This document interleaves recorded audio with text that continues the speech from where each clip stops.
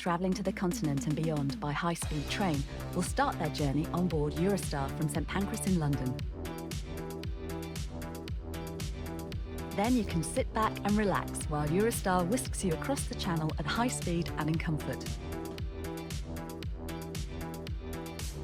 You'll get a fresh cold meal served to your seat, plus a choice of soft drinks, wine or beer.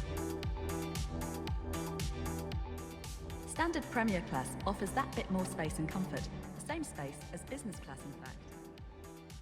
Eurostar.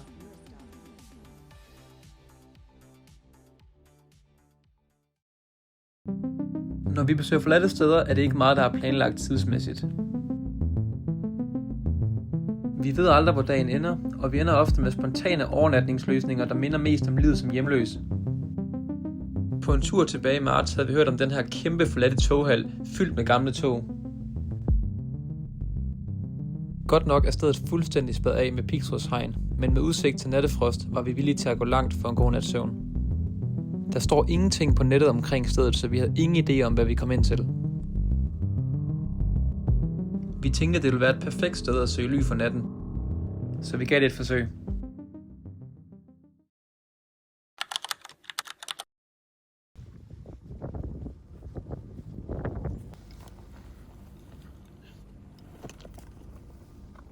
Stærkt.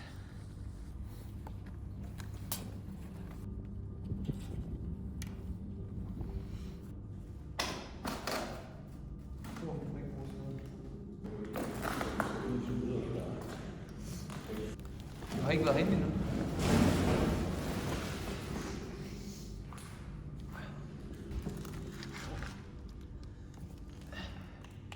Vi er inde. Ja. Det er vi. Problemet var, at der er fucking ulækkert. Jeg ved ikke, hvad fanden det er.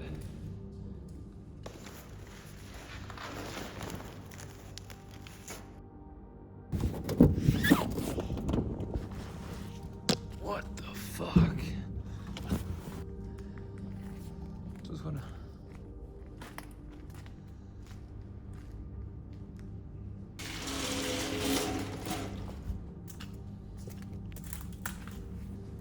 Du kan bare komme nu.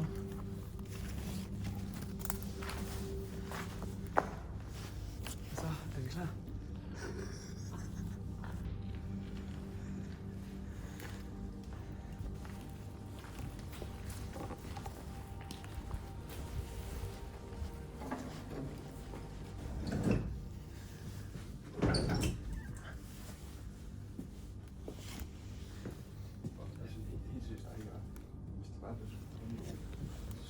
Jeg så hende. Det er jo grine af det.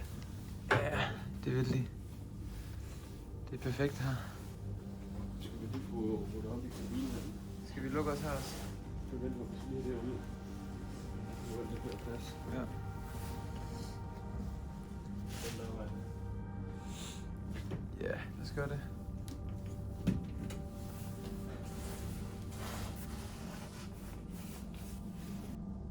Fuck, det er creepy.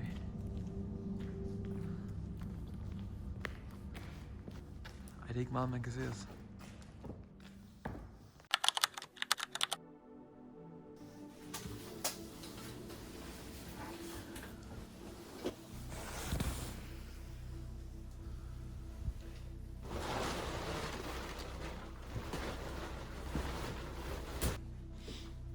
Ja, det bliver spændende at se det i lys nu. Ja. Okay, det er noget større. Ja, det er fucking stort. Det skal vi ikke lige lukke lige lidt til her. Hvis der skulle komme nogen, så står hvis taske ikke... Så kan vi også høre, hvis nogen åbner.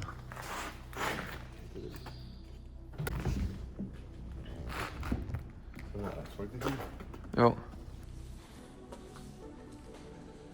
Jeg troede, de der gik ind hernede, så det var fedt. Det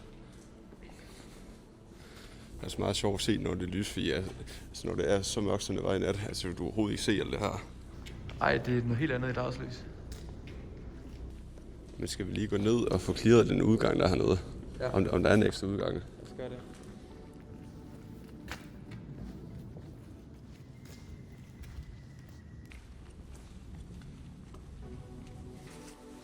Nej, det er det ikke engang. Ja, så skulle det selvfølgelig være inde. Skulle det være her, eller hvad? Har vi nogen idé om, hvad det er her? Er det et togværksted, eller er det et togdepot, eller? Ja, jeg tror, det var et togdepot.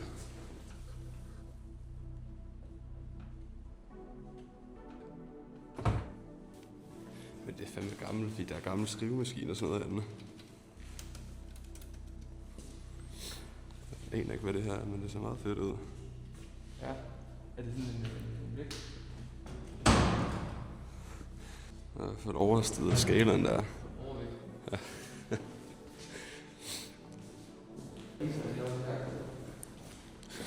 Det tror jeg faktisk, det er. Jeg tror, det var 2 år. Altså, det giver jo mening, at det også er værksteder, fordi togene kommer jo herind. Ja. Det skal blive opbevaret, men man kan også lave på dem. Jeg tror også, det er derfor, der er de her gange under. Ja. Så kan du gå under tog, du arbejde. Ja, det er fucking nøjeren. Det kunne vi også se, altså næsten hver gang vi sov, og der kom tog kørende, så vågnede jeg også fint. Og der var også nogle gange så dyttede med bordhornen.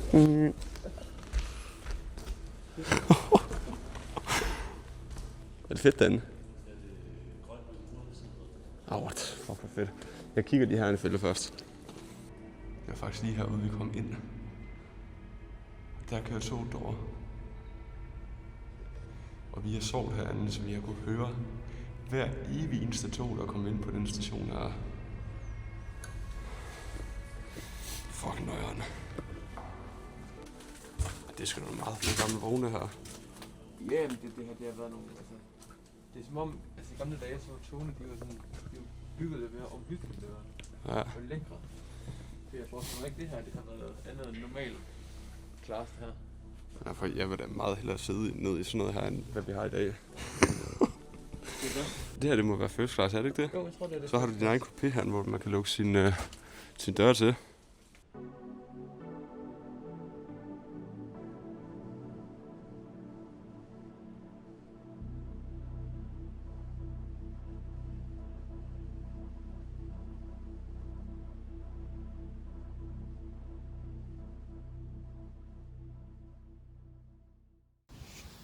Lige var det ikke en dør, der smækkede? Tror du, det er fælde?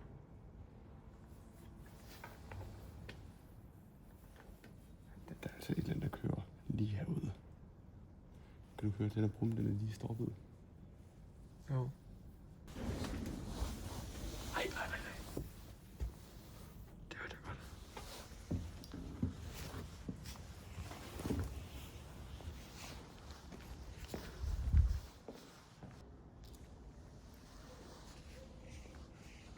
En hund. Det er en hund. 100% sikker. Pas på, fordi altså, den vej, de kommer ind, de har sparet af med en hængelås, det er de herude. Så det er den eneste vej, de kan komme ind og låse sig selv ind. Ja. Wow.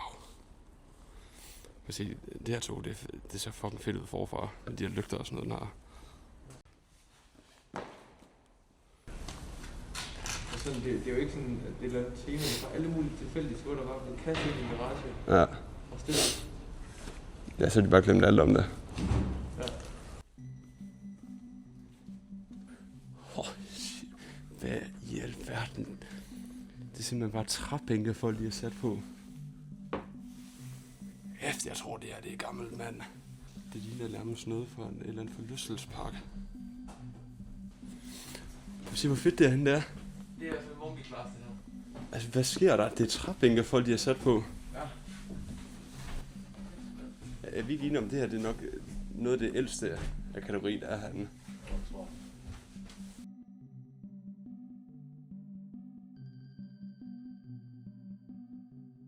Jeg kan godt forestille mig, at der er fedt, hvad hedder det, cockpit herinde. Ja, det er jo sgu det helt nyt tog, det her. Ja. Det her det er jo spritnyt i forhold til det gamle, der har været der. Men det er det. Det er den her sjove blanding af tog. Det er okay, du går direkte ind i cockpittet. Ja, det er sgu meget fedt der. Det var lidt ærgerligt, at de har taget alle computerskærme og sådan noget ud.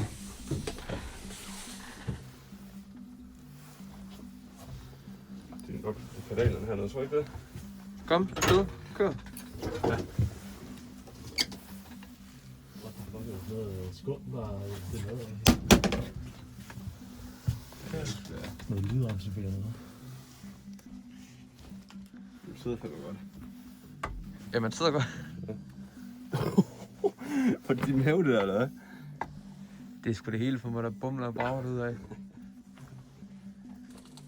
Og så er det lige bare lige, det må jeg tror det er personale kopien, der sidder herinde. Det er sjovt, hvis jeg kan lige plads til 2. Ja. Så lige en bænk. Personale, ja. Ja, de har også en, eller hvad? Ja, en tiltale, tror jeg. Må det ikke, det er det.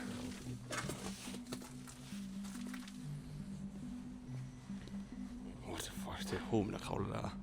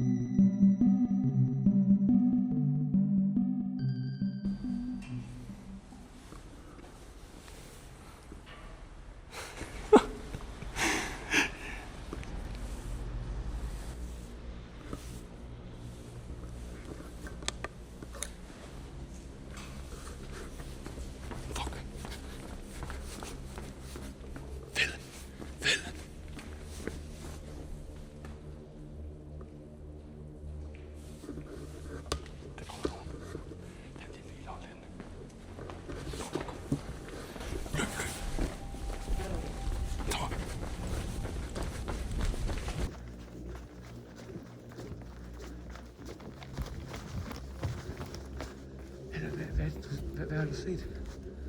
Så du noget? Det lyder som om, der holder en bil lige derude foran. Skal vi lige gå ind i 2 og lige til at føle den? Fuck, mand. Jeg aner ikke, om der kommer nogen. Men der er nogen. En bil, der holder ind derude. Jeg kan ikke se det. Men hun var oppe og kravle op. Og jeg nåede lige ud. Så kunne du høre en bil var derude. Og så den holdt ind sådan i siden af vejkanten. Står lige og lytter. Ja, det er meget fedt at stå heroppe. Jeg kan se sådan et overblik over alle tog. Jeg tænker helt fucked, hvis der kommer nogen nu. Det er jeg godt. Ja. Det er et posttog. Belgisk postvæsen. Det er sgu da, ja. Ja, det er de her fucking fugle. Hvad er de indenfor? Ja, ja. Har du ikke set dem endnu? Nej, jeg er helt husefugl. De er overalt. De sidder oppe på de her skinner og sådan overalt. Prøv at lægge mærke til, hvor meget fuglelort der er på jorden. Det kan jeg godt se. Der er fuglelort overalt. Helt. Ej. Har du heller ikke kunne høre dem i nat?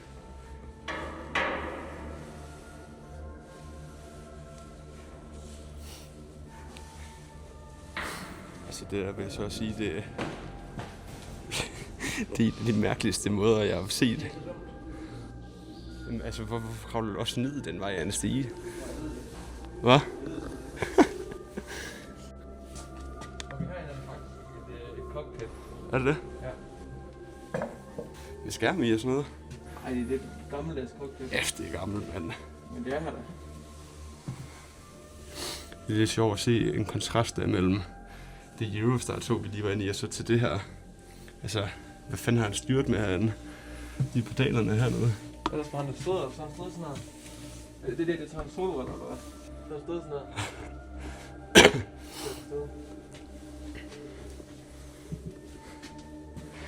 Ja, på se. Det er helt tydeligt, at det her det var noget andet end passagertog i hvert fald. Altså. Ja, de stod der og pakkede pakker. De stod og pakkede over for undervejs. Ej, jeg ved det ikke.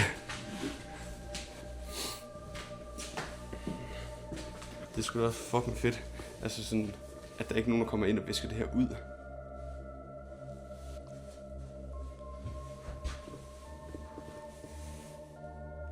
Det er så her postbedring, hvis han kan gå til det. Hvad så? Jeg tror, han er skidt i et skab. Det er sådan noget. Jeg tror ikke, at han er skidt nede i vasken. Det kan godt være. Vi kan komme op på taget her. Du kan sgu ikke komme deroppe igennem, altså. Det er sådan råd. Hvad fanden vil det op af igennem her?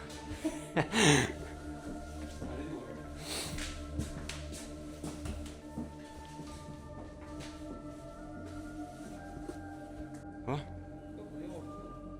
Skub dig over til toget. Hvad fuck? Hvad der var der?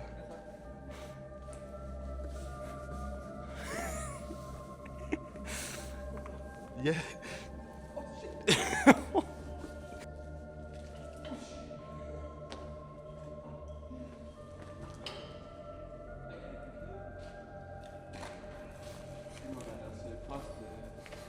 Postlogo, ikke? Oj.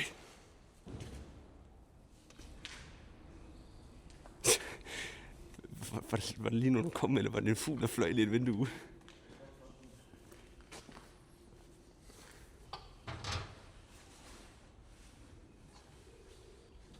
Fuck. Det føles skolen at gå heroppe, mand. Vi kan se, at vi er ikke det første, der har gjort det. Her kan vi virkelig også se, sådan, altså, hvor stort bare den ene halv er. Hvor meget der holder han.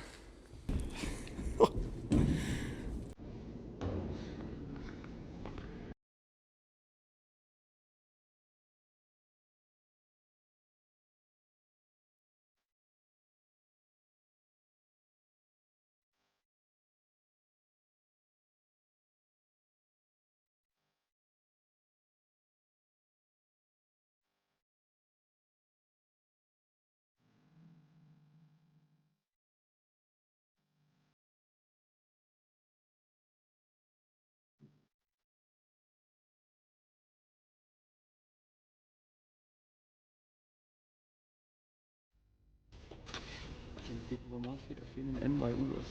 Ja. Det er olie der, jeg ved ikke om man kan se det ikke over. Det er så mørkt. Men der er fucking meget, det er jo fyldt med olie over hele derude. Vi skal alle få tingene igennem her. Jamen, jeg tror desværre ikke, vi kommer nogen vej udenom. Jeg kan så virkelig se, hvor gammel det er med. Det er sådan en telefon, der er herinde. Det er muligvis for det gamle kontor, der har været her. Wow. Jeg tror, det har været nogle dele, der er sat i toget. Hvis der er nogen af jer, der ser med derude, der har nogen som helst idé om, hvad i alverden det her det er, må jeg meget gerne skrive det.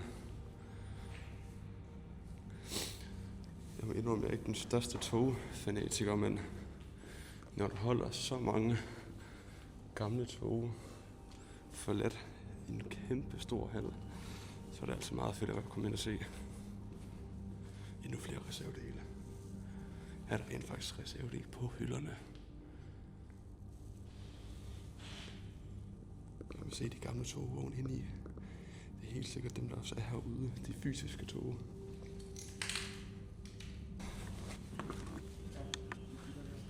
Er det fedt? Hey, wow. Det ser syret ud, det her.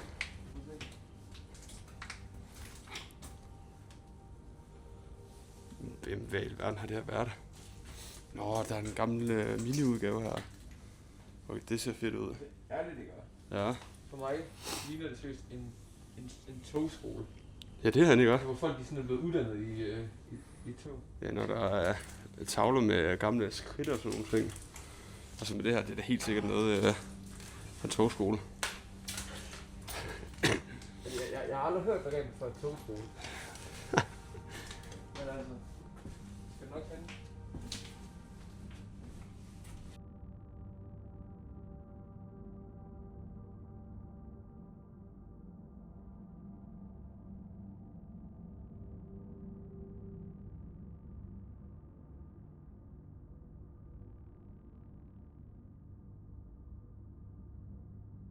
Velkommen til kantinen. Ej, det er fedt det her. Jeg har noget stort om Ja, så er der køkken herude. Ja, så der med vask og sådan noget. skal ligge noget vand i den. Det er helt sikkert her, de her skabe, de så har opbevaret al maden. Helt sikkert. Vi ved, der er sådan nogle kølebokser det herinde. Det har det sgu nok. Jeg tror ikke det. Helt sikkert. Shit, man, det kan ikke finde ud af at komme ud. Ej, sker der?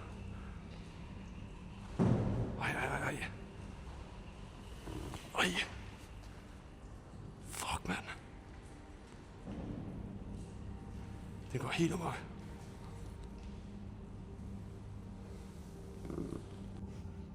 Er I klar? Er mit tændt deroppe? Nej, det er det ikke. Ja, det skulle jeg.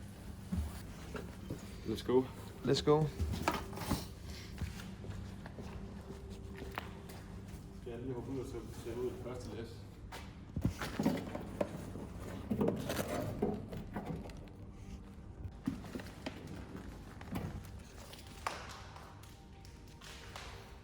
Fy for sejt.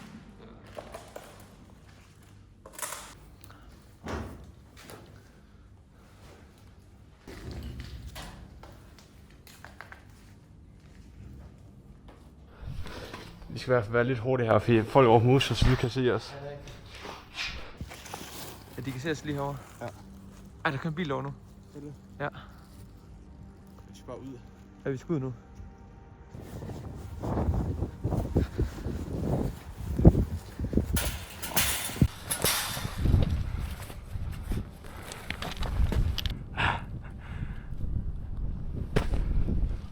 Her, kan du tage den også? Ja.